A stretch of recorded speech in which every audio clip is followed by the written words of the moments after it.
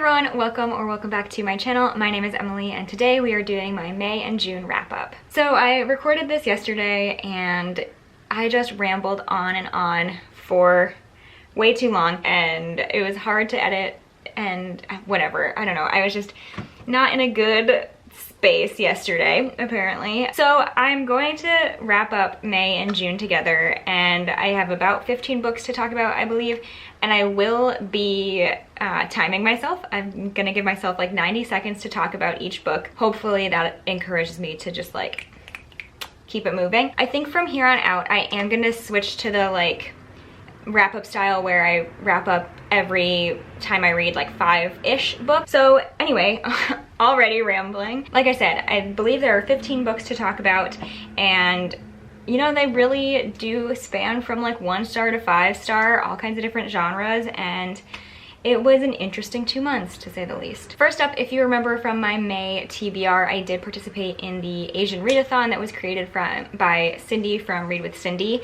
I did manage to complete all 4 prompts, so I'll go through those books first. The first one that I read was Emergency Contact by Mary. Oh wait, I need to start my timer. So this book is a contemporary story following 2 characters, Penny, who has just moved into her new life at college, and then Sam, who is working at a coffee shop nearby the university, and he also has sort of a familial connection with Penny's roommate. The 2 of them meet and they exchange numbers and have this joke that they become each other's emergency contact. They end up building a relationship over text throughout the course of this book, and I will say the majority of this book is not them like being together in person, but building this relationship virtually. I find that this book is pretty divisive, and I unfortunately was on the side of not loving it.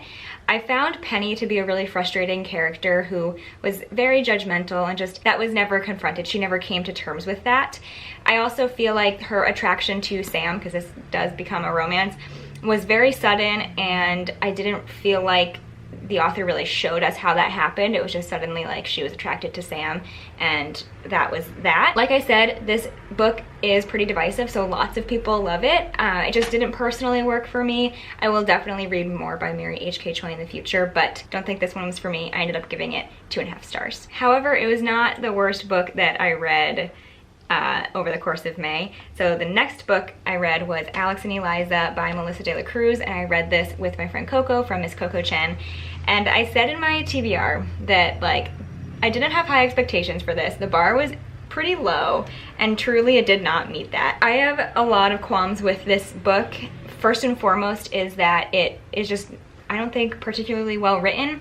It definitely reads almost like a social studies paper from a high schooler. There's so much info dumping about the Revolutionary War, which, I mean, I guess that's like the, you know, the setting, the context, but I wanted to read this because I wanted to read about Alexander and Eliza. I wanted to get their love story. We definitely also have a case of Eliza trying to prove that she's not like other girls and like actually says that line. Finally, this is kind of a spoiler, so just if you don't want to see that or hear that, you can skip ahead, but essentially Alexander stops Eliza from being sexually assaulted, and that's how he becomes like the hero in everyone's eyes, which I just have kind of an issue with because like sexual assault just should not be used as a plot device in that way. And also Alexander Hamilton had a pretty public affair while he was married to Eliza, so just felt really weird about that. There was really not a lot that I liked. I ended up giving this one 1.5 stars.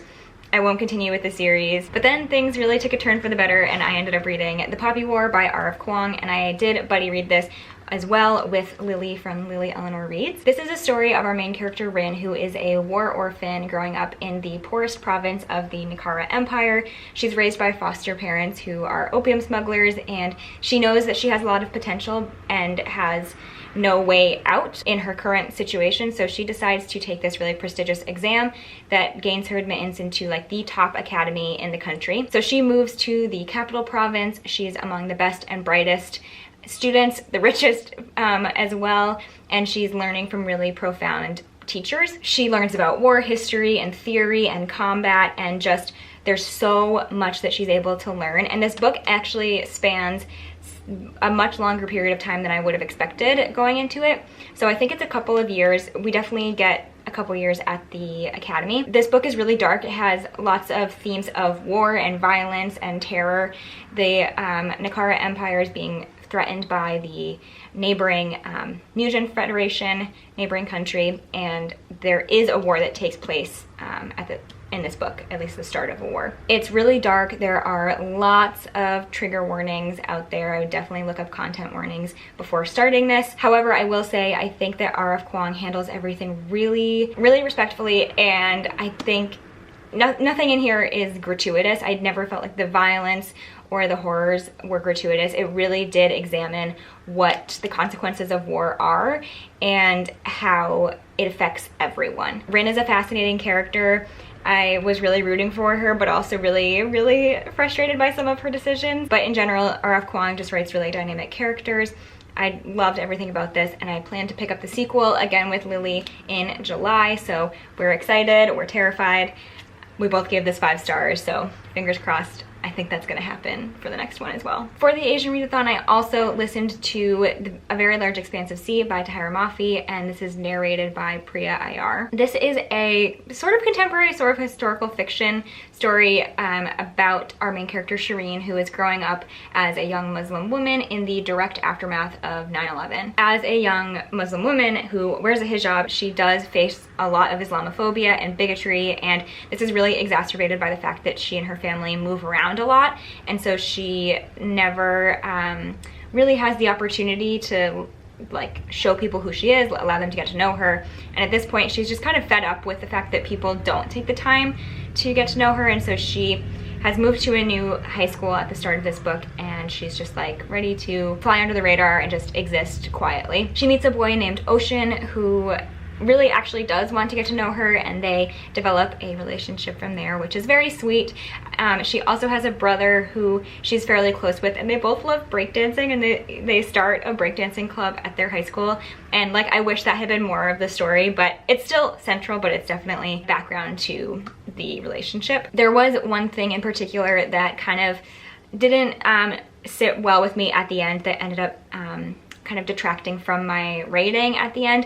I will write a Goodreads review about it and link it down below rather than just talking about it here and having to give a spoiler warning. For me, it was only 3.5 stars, but I know a lot of people have given this 5 stars, and I do want to highlight that it is a very, very good book, and I did really enjoy a lot of it, and it's so important, and there are really important discussions that are brought up in this, so definitely check it out. I look forward to reading more contemporary from Tahereh Mafi in the future, hopefully, because I definitely really enjoyed her writing style. And then during release week, I ended up reading The Ballads of Songbirds and Snakes by Suzanne Collins.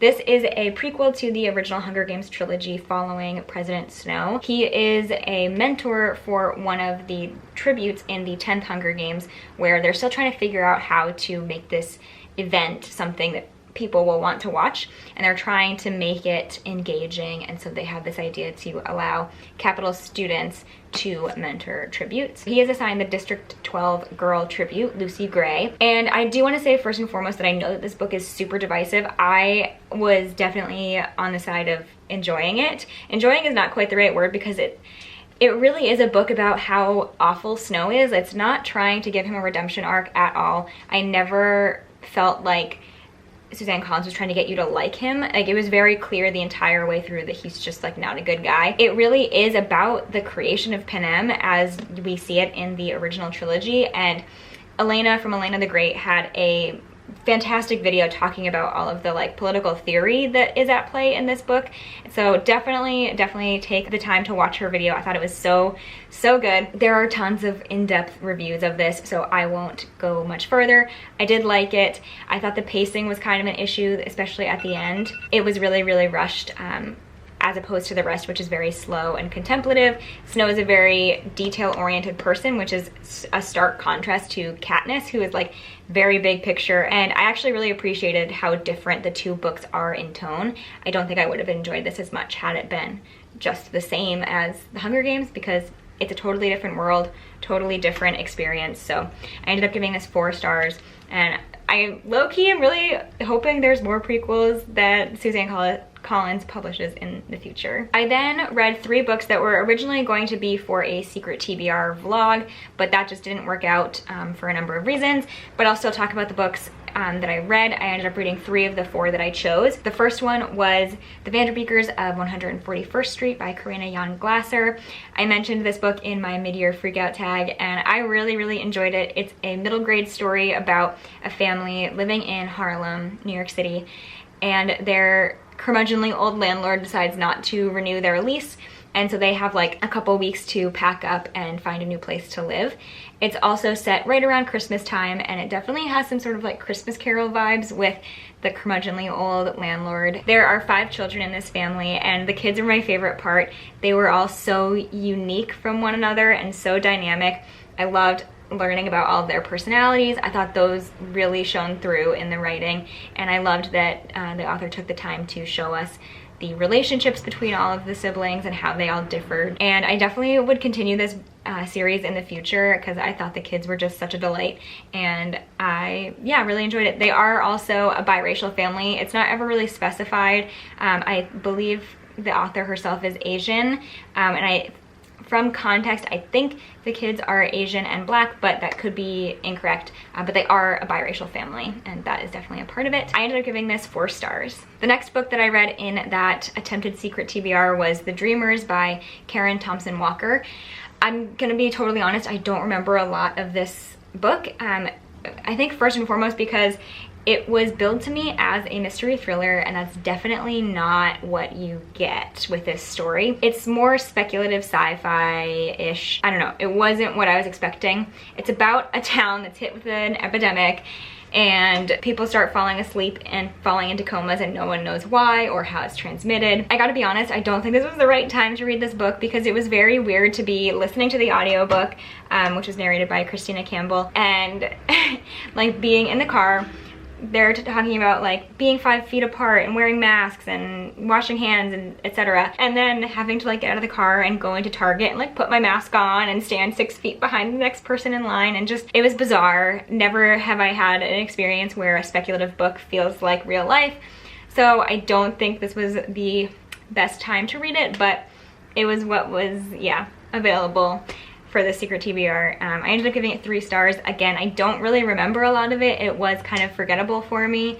It wasn't bad. I mostly had a fine time reading it, but I don't have much more to say. And then finally in May, I read Scythe by Neal Schusterman. This is a dystopian story set in a future where humans have basically learned all the knowledge that they need, and death is no longer an issue. If you die, they have the technology to revive you, and you can live hundreds of years, and the only way that you can die is if you are gleaned by a scythe. The scythes have been put in place for population growth control, and we follow 2 main characters, Rowan and Citra, who are both becoming an apprentice to a scythe. It was fascinating to learn about this world in that context because they were learning about all of the ins and outs of the scythedom, and so through that story we were learning about it as readers too, and I thought that worked really well. My one complaint is that this book, at the beginning I was so into it, I was fascinated by the world, which was true all the way through, but it is a dual perspective, and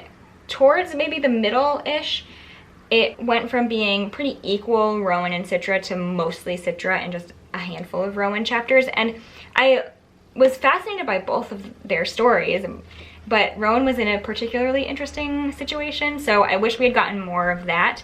But I'm definitely going to continue this series. I'm really curious to see where it will go. I think it's a very inventive story, and I was hooked immediately, and for most of it, like, couldn't put it down. So I ended up giving it 4.5 stars. Okay, my battery is gonna die, which is super annoying. I don't know, hopefully I can get through these. The first book that I started in June was actually the last one that I finished, I believe, and that is Black Enough by Ibi Zoboi, or edited by Ibi Zoboi. It's a collection of 17 short stories by Black YA authors. Overall, I thought this was super fun. It had so many different types of stories, all centering Black youth and teens, and really the varied experiences that Black youth have in our world. Some of the stories were phenomenal, and I really, really enjoyed them, but some of them I just The writing style just didn't quite click with me for whatever reason, but I will say there are definitely multiple authors that I want to check out after reading this.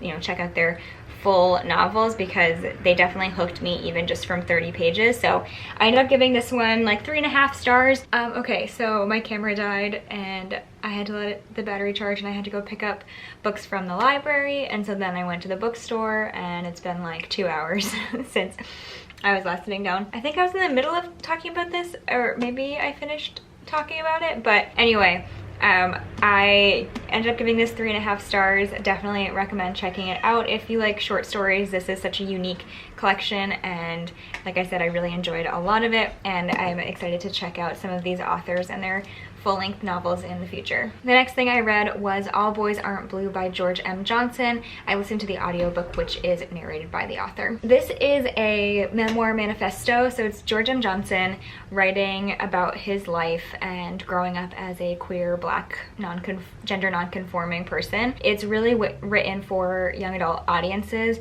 and it's just truly so stunning. It talks about so many different types of identity, gender identity, sexual orientation, race, class. There's so much in this book, and it's so open and honest, and even to the point where I think in the acknowledgments, George M. Johnson says, like, I can't believe I wrote about some of this stuff, and I can't believe I was just like so open about it, mostly about like sex and discovering your sexual orientation, things like that. He is just super honest about it all, and I really, really loved it. Jessie from Bow Ties and Books has been talking about this book non-stop all year, and I mean, no one's surprised, but they were right. This is a truly stunning piece of literature. I definitely recommend checking out some of Jessie's videos where they mention this, because I think they do such a good job talking about what it means as a black, queer, gender non-conforming person themselves.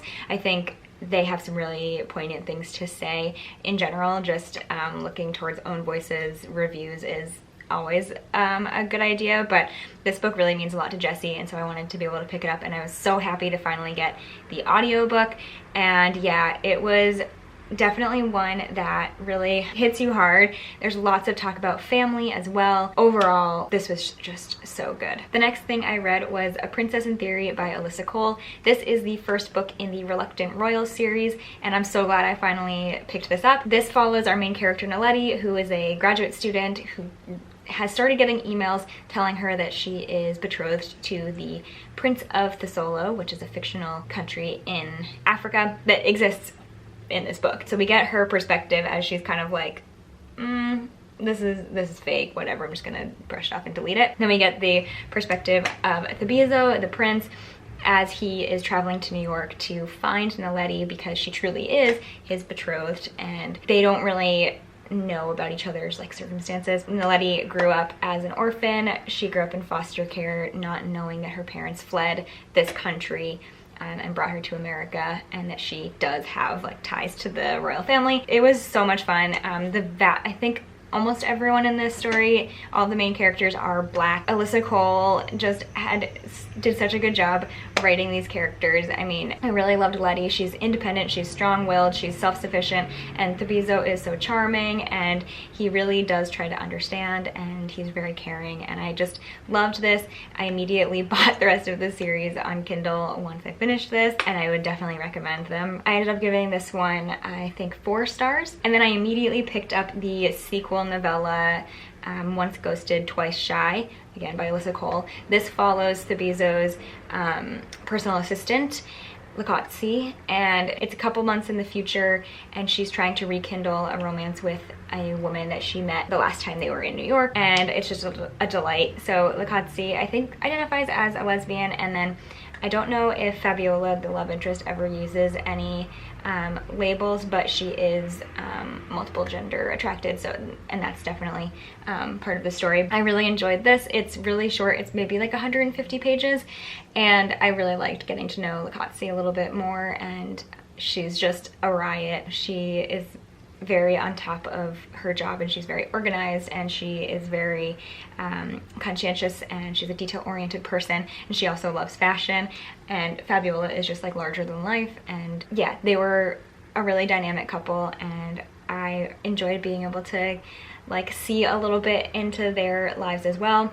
I'm definitely going to continue reading this series for the rest of the summer. I've already started the third book. I haven't quite finished it yet, but I gave this one, I think, 4 stars as well. Next, again, I listened to an audiobook, and that was Over the Top by Jonathan Van Ness. If you don't know, Jonathan Van Ness, JVN, is one of the 5 members of the Fab Five on Queer Eye from Netflix, and he wrote a memoir that is so both really heartbreaking in some ways and really eye-opening, and also really hilarious, which is exactly what I would have expected. It basically chronicles his life as someone who has just always struggled to figure himself out, I think. So it talks about his queer identity and growing up in, I think, Illinois, where he was very, very different. So that's a huge part of it. A huge part of it is also his relationship with his mom and his stepdad and his family in general, but especially those two. But he also talks about being HIV positive and